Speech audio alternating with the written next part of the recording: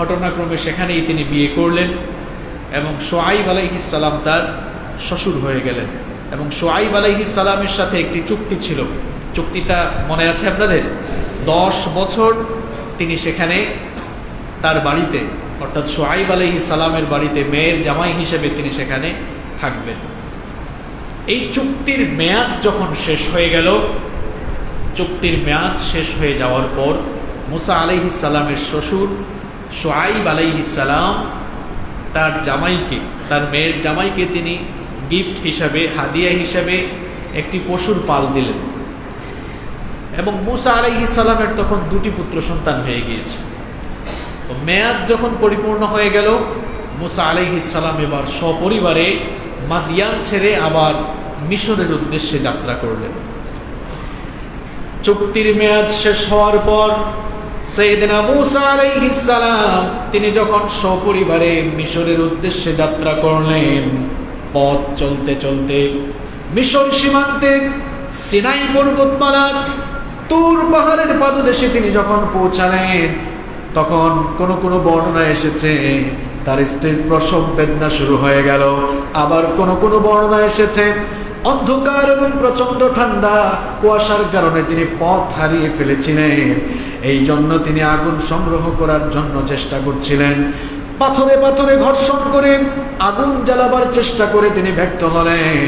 এদিক সেদিক ছুটাছুটি করে আগুন সংগ্রহের জন্য প্রচেষ্টা করে তিনি যখন ব্যর্থ হলেন, এরপরে ঘটনা কি ঘটলো রব্বুল আলামিন কোরআনুল কারীমের 28 নম্বর সূরা সূরাতুল কাসাসের 29 নম্বর আয়াতে বলে দিলেন, ফালাম্মা ক্বাদা মূসাল আজালা ওয়া সারা বিআহলিহি আনাসা মিন জানিবিত তুরি নারা।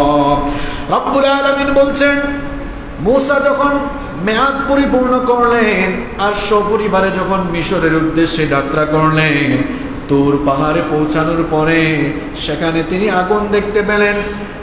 হঠাৎ করে তিনি যখন আগুন দেখলেন, তখন তিনি তার পরিবারের লোকদেরকে বলেছিলেন, ক্বালা লিআহলিহিম কুসু ইন্নী আনাসতু নারা লাআল্লি আতিকুম মিনহা বিখবারিন আও জাযওয়াতিন মিনান নারি লাআল্লাকুম তাসতালুন। মূসা আলাইহিস সালাম তার পরিবারের লোকদেরকে বললেন, আমি অনতি দূরে আগুন লক্ষ্য করছি, তোমরা এখানে অবস্থান করো, দেখি আমি সেখান থেকে কোনো খবর সংগ্রহ করতে পারি কিনা, অথবা সেখান থেকে আমি কোনো আগুন নিয়ে আসতে পারি কিনা, যাতে তোমরা আগুন পোহাতে পারো, যাতে তোমরা আগুন নির্বাহ করে শীত নিবারণ করতে পারো। একটু অপেক্ষা করো, দেখি আমি আগুন নিয়ে আসতে পারি কিনা।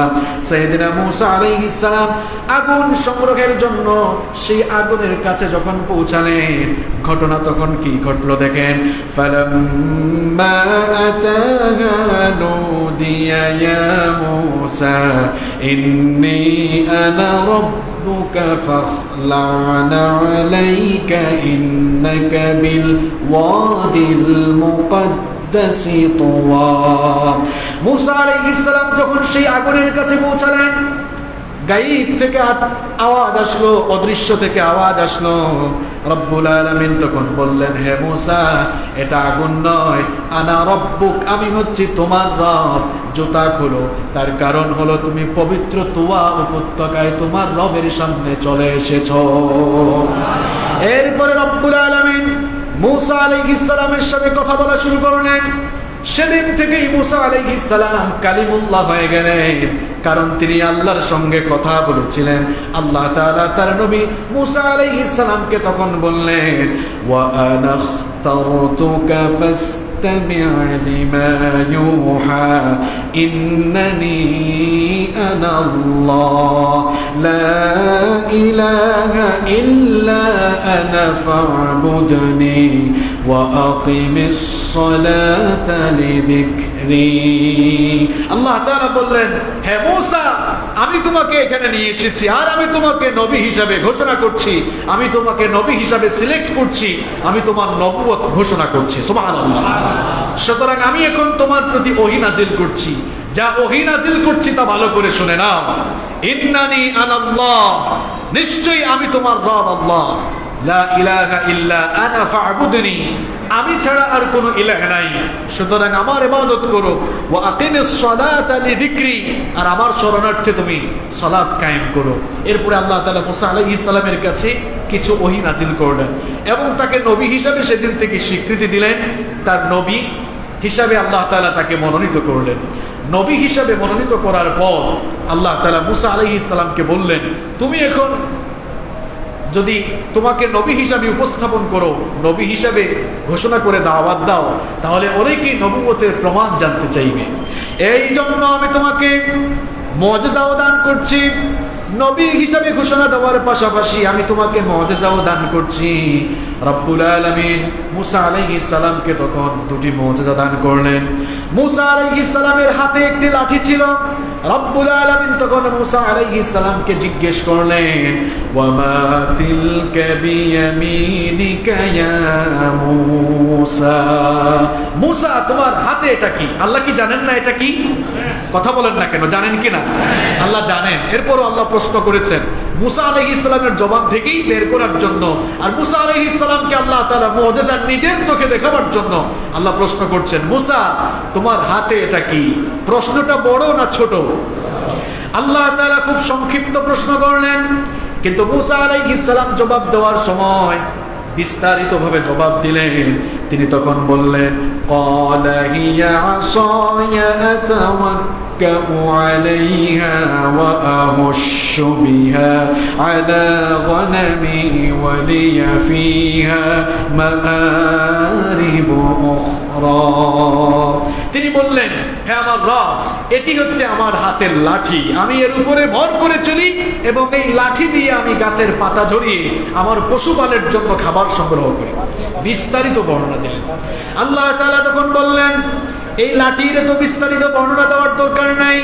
ক্বালা আলকিহা ইয়া মূসা, আল্লাহ তাআলা বললেন, হে মূসা তোমার এই হাতের লাঠি তুমি মাটিতে নিক্ষেপ করো, তোমার হাতের এই লাঠি তুমি মাটিতে ফেলে দাও। ফাআলকাহা ফাইদা হিয়া হাইয়াতুন তাসআ। মুসা আলাইহিস সালাম এবার হাতের লাঠি যখন মাটিতে ফেলে দিলেন, সঙ্গে সঙ্গেই সেটা এক বিরাট সাপ হয়ে গেল। আল্লাহু আকবার। আমি আপনি হাত থেকে লাঠি ফেললে সাপ হওয়া তো দূরের কথা, অন্য কিছু হবে, কিন্তু মুসা আলাইহিস সালাম হাতের লাঠি ফেললেন এবং সেটা সঙ্গে সঙ্গে কি হয়ে গেল? সাপ হয়ে গেল। কার হুকুমে? এটা হচ্ছে মুআজিজা। মুআজিজা ইটস অ্যান অ্যারাবিক ওয়ার্ড, এটা আরবি শব্দ, এর বাংলা অর্থ হচ্ছে অক্ষমকারী বিষয়। আল্লাহ তাআলা যখনই যে যুগে যে নবীকে মুআজিজা দিয়েছেন, নবীদের সেই মুআজিজা সেই যুগের মানুষের বিবেক প্রসূত সকল সৃষ্টিগুলোকে অক্ষম করে দিত, এজন্য সেটাকে বলা হতো মুআজিজা। মুসা আলাইহিস সালাম যখন হাতের লাঠি ফেলে দিলেন, দেখলেন সেটা সাপ হয়ে ছোটাছুটি করছে, মুসা আলাইহিস সালাম তখন ভয় পেয়ে গেলেন। আল্লাহ তাআলা তখন বললেন, ভয় পেও না। ক্বালা খুযহা ওয়া লা তাখাফ সানুঈদুহা সিরাতাহাল উলা। আল্লাহ তাআলা বললেন, আমার নবী মুসা ভয় পেও না, এই সাপটিকে তুমি আবার ধরো, সাপটিকে ধরা মাত্রই দেখবা এটি আবার পূর্বের অবস্থায় ফিরে যাবে। মুসা আলাইহিস সালাম যখন সেটিকে ধরলেন, দেখা গেল আল্লাহর হুকুমে সাপ আবার লাঠিতে রূপান্তর হয়ে গেল। অনেক বড় মুআজিজা, এটি একটা মুআজিজা। এরপরে আল্লাহ তাআলা বললেন, আরেকটি মুআজিজা তোমাকে দিচ্ছি। ওয়াম্মুম ইয়াদাকা ইলা জানাহিকা তাখরুজ বাইদা মিন গায়রি সুইন আয়াতান উখরা। আল্লাহ তাআলা বললেন, তোমার হাত বগলের নিচে রাখো। হাত বগলের নিচে রেখে তিনি যখন বের করলেন, দেখা গেল তার সেই হাত থেকে শুভ্রতা আলো ছড়াচ্ছে। সুবহানাল্লাহ। আপনি আমি হাত বগলের নিচে রাখলে আলো বের হওয়া দূরের কথা, যে গরমের দিন পড়েছে ঘামলে তো ঘামের দুর্গন্ধ বের হবে, কিন্তু মুসা আলাইহিস সালাম হাত বের করলেন, হাত থেকে কি ছড়ালো? কথা কন না কেন, কি ছড়ালো? আলো ছড়ালো। এই দুইটি মুআজিজা আল্লাহ তাআলা তার নবী মুসা আলাইহিস সালামকে দিলেন। এই দুটি মুআজিজা দেওয়ার পরে রব্বুল আলামিন বললেন, ফাযালিকা বুরহানানি মির রাব্বিকা ইলা ফিরআউনা ওয়া মালাইহি ইন্নাহুম কানু কওমান ফাসিকিন। আল্লাহ তাআলা বললেন, এই দুটি মুজিজা হচ্ছে তোমার রবের পক্ষ থেকে। এই দুটি মুজিজা নিয়ে এবার ফেরাউন এবং তার সম্প্রদায়ের কাছে যাও, কারণ তারা ফাসিক সম্প্রদায়, তারা পাপাচারে নিমজ্জিত, সীমালঙ্ঘন এবং বিদ্রোহে নিমজ্জিত রয়েছে। তাদের কাছে এবার যাও। অন্য আয়াতে এসেছে রব্বুল আলামিন এবার তার নবী মূসাকে বললেন, ইযহাব ইলা ফিরআউনা ইন্নাহু তাগা। নবী হিসাবে মনোনয়ন দেওয়ার পরে, আচ্ছা নবীদেরকে মনোনয়ন কি দুনিয়ার কোনো মানুষ দেয়? ইলেকশনের জন্য বিভিন্ন দল বিভিন্ন জনকে মনোনয়ন দেয়, কিংবা মানুষ ইলেকশন করে বিভিন্ন ধরনের নেতা নির্বাচিত হয়, কিন্তু নবীরা কি ভোটাভুটি করে নবী হন নাকি? নবী রাসূলদেরকে নবী মনোনীত করেন সরাসরি কে? আল্লাহ তাআলা বললেন, তোমাকে নবী হিসাবে মনোনয়ন দিলাম আর মুজিজাও দিলাম, এবার ফেরাউনের কাছে যাও। ইন্নাহু তাগা, কারণ সে বিদ্রোহী, সীমালঙ্ঘনকারী, সে আমার সঙ্গে সীমালঙ্ঘন করছে। সরাসরি এবার ফেরাউনের কাছে দাওয়াত নিয়ে যাও। মূসা আলাইহিস সালাম তখন রব্বুল আলামিনের কাছে কয়েকটি ফরিয়াদ করলেন, কয়েকটি দোয়া করলেন। আল্লাহ তাআলা তার সেই দোয়াকে কোরআনে কারীমে তুলে দিলেন।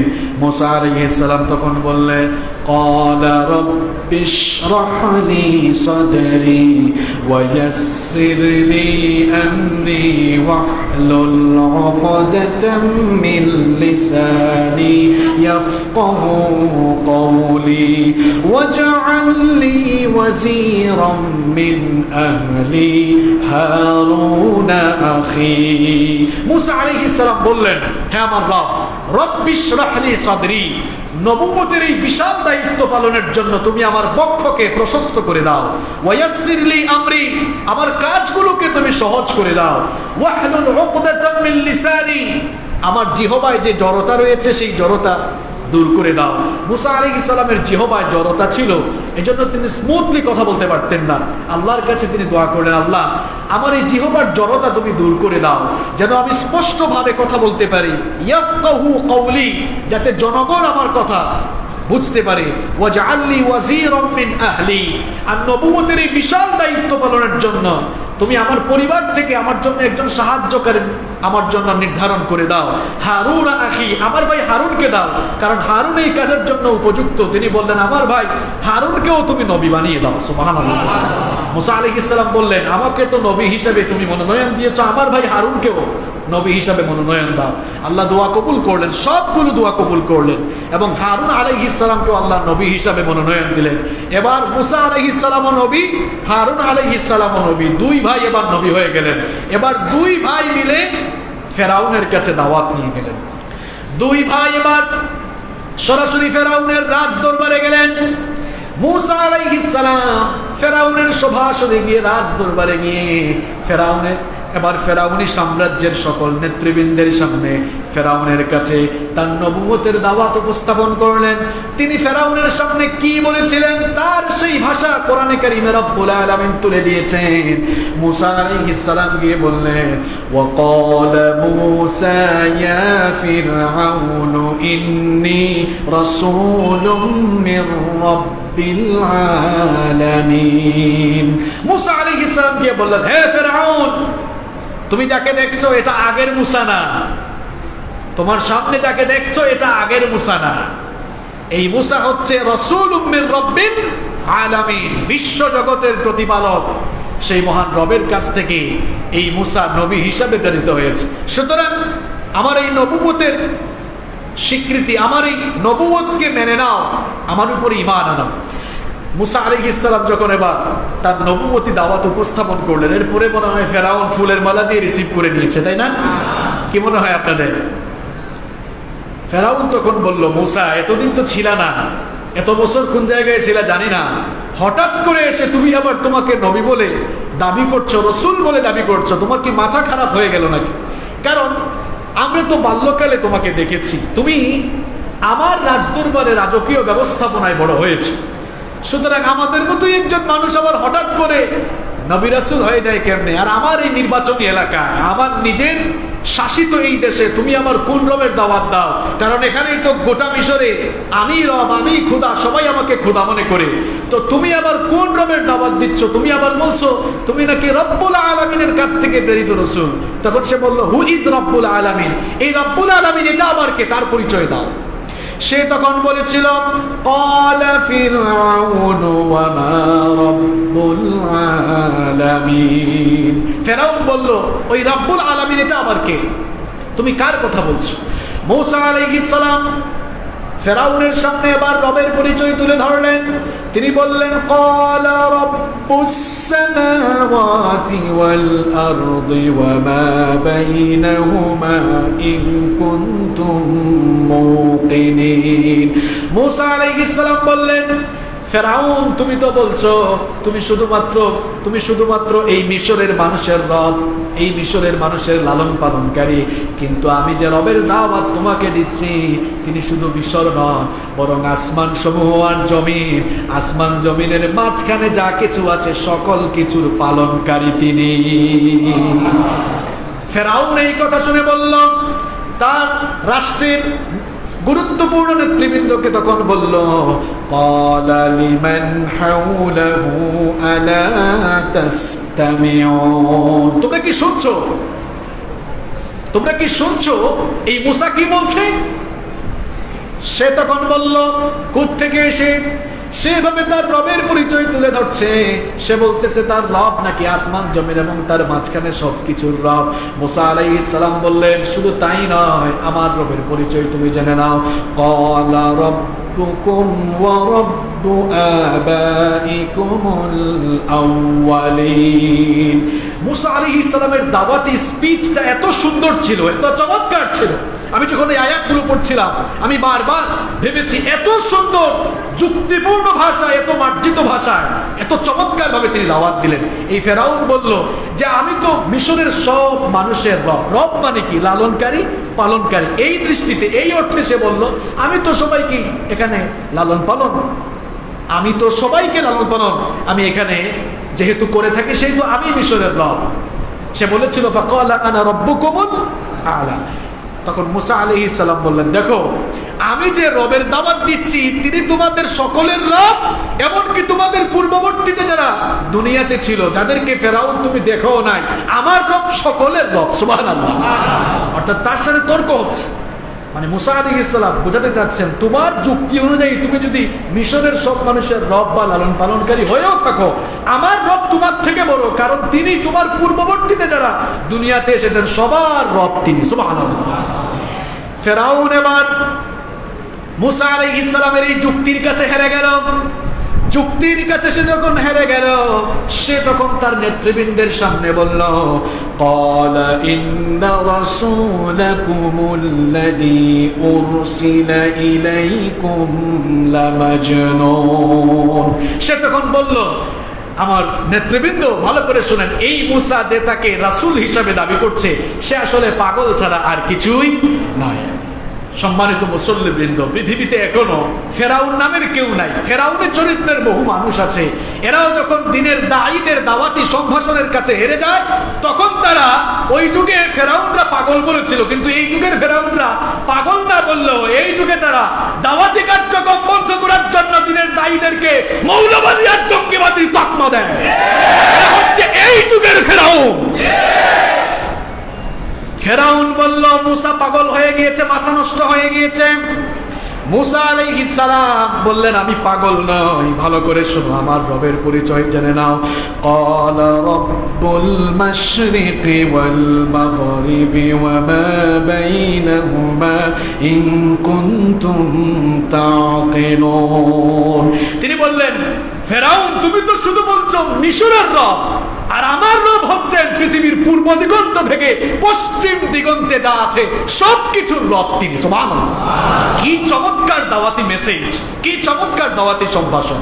এখন ফেরাউন যখন লক্ষ্য করলো মুসা আলাইহিস সালামের সকল যুক্তির কাছে সে হেরে যাচ্ছে। এবার মুসা আলাইহিস সালামের দাওয়াতি পথকে রুদ্ধ করার জন্য, মুসা আলাইহিস সালামের দাওয়াতকে থামিয়ে দেওয়ার জন্য এবার মুসা আলাইহিস সালামকে সে হুমকি দিল। আমার ভাইয়েরা, আজও দেখবেন যাদের দাওয়াতের কারণে সমাজ কিংবা রাষ্ট্রে এক ধরনের বিপ্লব শুরু হয়ে যায়, রাষ্ট্রশক্তি কিংবা স্বৈরাচারগুলো এবার সেই সময় সেই মানুষগুলোকে থামিয়ে দেওয়ার জন্য, স্তব্ধ করার জন্য সকল ধরনের ষড়যন্ত্র আর চক্রান্ত করে। এই ধরনের ষড়যন্ত্র আর চক্রান্ত এগুলো দুনিয়ার নতুন কোনো বিষয় নয়, এগুলো ফেরাউনি কায়দা, এগুলো ফেরাউনি ষড়যন্ত্র। এই ধরনের কায়দা কানুন করে ষড়যন্ত্র চক্রান্ত ফেরাউনও করেছিল। ফেরাউন তখন মুসা আলাইহিস সালামকে বলল, ক্বালা লাইন اتخذت إلها غيري لأجعلنك من المسجونين। কি আমি বানিয়ে বলতেছি নাকি? ফেরাউন তখন বলল, মুসা, আমার কর্তৃত্ব মেনে না নিলে তোমাকে কিন্তু কয়েদখানায় ঢুকাই দিব, অর্থাৎ সহজ বাংলায় জেলখানায় ঢুকাই দিব। ফেরাউন নামে দুনিয়াতে কেউ নাই, কিন্তু ফেরাউনের চরিত্রের মানুষ এখনো আছে, যারা দিনের দায়ীদের দাওয়াতকে বন্ধ করে দেওয়ার জন্য, দাওয়াতি পথকে রুদ্ধ করে দেওয়ার জন্য এখনো তারা দিনের দায়ীদেরকে জেলখানার হুমকি ধামকি দেয়। এরা আসলে এই যুগের ফেরাউন। চেহারা শুরুতে ফেরাউন না হলেও কর্মকাণ্ডে এরা কথা কন না কেন? মুসা আলাইহিস সালামের পরে ভয় টয় পেয়ে ফেরাউনের কর্তৃত্ব মেনে নিয়েছেন, তাই না? মুসা আলাইহিস সালাম এবার তার দাওয়াতি পন্থা, দাওয়াতি টেকনিককে কাজে লাগিয়ে বললেন, ক্বালা আওয়ালাউ জিতুকা বিশাইইম মুবিন। তিনি বললেন, আচ্ছা ফেরাউন, এভাবে তর্ক করে লাভ নাই, বলো তো আমি যদি তোমার সামনে প্রমাণ নিয়ে আসি, আমি যদি প্রমাণ দিই আমি আসলেই নবী, তারপরেও কি তুমি আমাকে কয়েদখানায় ঢুকাবা, জেলখানায় ঢুকাবা? এবার ফেরাউন ভাবলো, মুসাকে তো আমি ছোটবেলা থেকেই দেখেছি, সে আর নবী হিসেবে কি প্রমাণ দিবে? তখন ফেরাউনও বলল, ক্বালা ফাতি বিহি ইন কুনতা মিনাস সাদিকিন। ফেরাউন বলল, ঠিক আছে, তুমি যদি সত্যবাদী হয়ে থাকো, তুমি যে আসলেই নবী বলছো, তুমি যে নবী বলছো, তুমি আসলেই নবী হয়ে থাকলে প্রমাণ নিয়ে আসো। এবার মুসা আলাইহিস সালামের কাছে প্রমাণ আছে না নাই? তাকে দুইটা মুআজিজা দিয়েছেন কে? আল্লাহ। মুসা আলাইহিস সালামের হাতে লাঠি ছিল, মুসা আলাইহিস সালামের সেই হাতের লাঠি এবার তিনি ফেলে দিলেন। কোরআনে কারীমে সেই ঘটনা এসেছে, ফাআলকা আসাহু ফাইদা হিয়া সুবানুম মুবিন। আল্লাহ তাআলা বলছেন, মুসা এবার তার হাতের লাঠি যখন ফেলে দিল, সঙ্গে সঙ্গে এটা বিরাট অজগর হয়ে গেল। আল্লাহু আকবার। ফেরাউন তো এই অবস্থা দেখে অবাক, কি রে, হাত থেকে লাঠি ফেললো, এই লাঠি সাপ হয়ে গেল কেমনে? বিরাট সাইজের একটা অজগর হয়ে গেল। এবার ফেরাউন ভয় পেয়ে গেল। মুসা আলাইহিস সালামের কাছে আরো একটা মুআজিজা আছে না নাই? তিনি ওই মুআজিজাটাও দেখালেন। কোরআনে কারীম বলছে, ওয়া নাযাআ ইয়াদাহু ফাইদা হিয়া বাইদাউ লিন-নাযিরিন। তিনি তার হাত বগলের নিচে রেখে বের করলেন। এবার তার সভাসদে উপস্থিত সবাই দেখলো তার হাত থেকে আলো বিচ্ছুরিত হচ্ছে। সুবহানাল্লাহ। এই দুইটা মুআজিজা দেখার পর সবাই যখন অবাক হয়ে গেল, সবাই বলাবলি করছে, হায় হায়, মুসা কি সত্যিকার অর্থেই তাহলে নবী হয়ে গেল নাকি? এখন ফেরাউন এই কর্মকাণ্ড দেখার পর সেও সঙ্গে সঙ্গেই একটা কুটচাল, একটা ষড়যন্ত্র তৈরি করল। সে তখন বলল, قال للملأ حوله إن هذا لساحر عليم। সে তার ক্যাবিনেট মিনিস্টার যারা ছিল, তার রাষ্ট্রের গুরুত্বপূর্ণ নেতৃবৃন্দকে বলল, উপস্থিত নেতৃবৃন্দকে বলল যে, নেতৃবৃন্দ, আপনারা মুসার এই কর্মকাণ্ডে প্ররোচিত হবেন না। ইন্না হাদা লাসাহিরুন আলিম। সে অনেক বিজ্ঞ, অনেক বড় মাপের জাদুকর। দেখেছেন অবস্থা, সে অনেক বড় মাপের জাদুকর। মুসা আসলে আমাদেরকে জাদু দেখিয়েছে। সে এই জাদুর মাধ্যমে কি করতে চায় শোনেন। ফেরাউন তার নেতৃবৃন্দকে বলল, ইউরিদু আন ইউখরিজাকুম মিন আরদিকুম বিসিহরিহি ফামাযা তা'মুরুন। সে আসলে তার এই জাদুর মাধ্যমে আমাদের সবাইকে এই দেশ থেকে বিতাড়িত করতে চায়। ফামাযা তা'মুরুন, তাহলে মূসার ব্যাপারে আমাদের সিদ্ধান্ত কি হওয়া উচিত? ফেরাউন এবার নেতৃবৃন্দের কাছে পরামর্শ চাইল। নেতৃবৃন্দ এবার ফেরাউনকে পরামর্শ দিল, ক্বালু আরজিহ ওয়া আখাহু ওয়াবআথ ফিল মাদাইনি হাশিরিন ইয়াতুকা বিকুল্লি সাহহারিন আলিম। ফেরাউনের সভাসদের নেতৃবৃন্দ বলল, মূসা এবং তার ভাই হারুনকে কিছু সময়ের জন্য অবকাশ দিন, আর এই সময়ে ফেরাউন আপনি কিছু লোক দিয়ে আপনার এই সাম্রাজ্যের, আপনার রাষ্ট্রের সকল বিজ্ঞ জাদুকরদেরকে এখানে সংগ্রহ করেন, কারণ আমাদের কাছেও তো বিজ্ঞ জাদুকর আছে। আমাদের জাদুকররা মূসার এই জাদুর মোকাবেলা করতে সক্ষম হবে। ফেরাউন এবার তার নেতৃবৃন্দের পরামর্শ মোতাবেক তার রাষ্ট্রের সকল বিজ্ঞ জাদুকরদেরকে একত্রিত করলো। এরপরে ঘটনা কি ঘটলো কোরআনে কারিমে সেই ঘটনা এসেছে, ফাজুমিআস সাহারাতু লিমিকাতি ইয়াউমিন মা'লুম ওয়া ক্বিলা লিন-নাসি হাল আনতুম মুজতামিউন লা'আল্লানা নাত্তাবি'ুস সাহারাতা ইন কানু হুমুল গালিবিন। আল্লাহ তাআলা বলছেন, ফেরাউন এবার তার রাজ্যে সমস্ত বিজ্ঞ জাদুকরদেরকে একত্রিত করলো, আর মানুষদেরকে জানিয়ে দেওয়া হলো যে জাদুকররা আসতেছে, সব জাদুকররা মূসার জাদুর মোকাবেলা করবে, সবাই এসে সমবেত হও এই চিত্র দেখার জন্য। আমরা আমাদের বিজ্ঞ জাদুকরদেরকে অনুসরণ করব।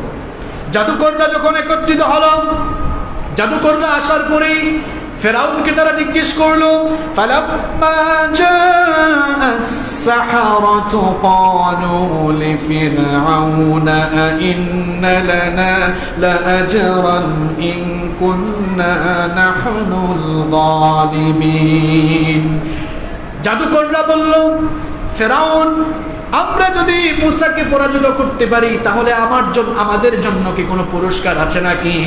রাষ্ট্রের পক্ষ থেকে গুরুত্বপূর্ণ কোনো পুরস্কার আছে নাকি?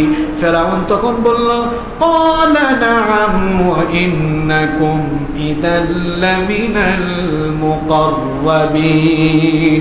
ফেরাউন বলল, অবশ্যই আছে, তোমরা যদি মূসাকে পরাজিত করতে পারো তাহলে তোমরা আমার খুব কাছের লোক হতে পারবা, আমার একেবারে ঘনিষ্ঠ সহচর হওয়ার সুযোগ থাকবে। যখন সমস্ত জাদুকরেরা একত্রিত হল, মূসা আলাইহিস সালাম এবার জাদুকরদেরকে বললেন, ক্বালা লাহুম মূসা আলকু মা আনতুম মুলকুন। মূসা আলাইহিস সালাম বললেন, তোমরা কি জাদু দেখাতে চাও দেখাও, তোমরা যদি কিছু নিক্ষেপ করতে চাও নিক্ষেপ করো, অসুবিধা নেই। জাদুকরেরা তখন কি করলো দেখেন, فألقوا حبالهم وعصيهم وقالوا بعزة فرعون إنا لنحن الغالبون।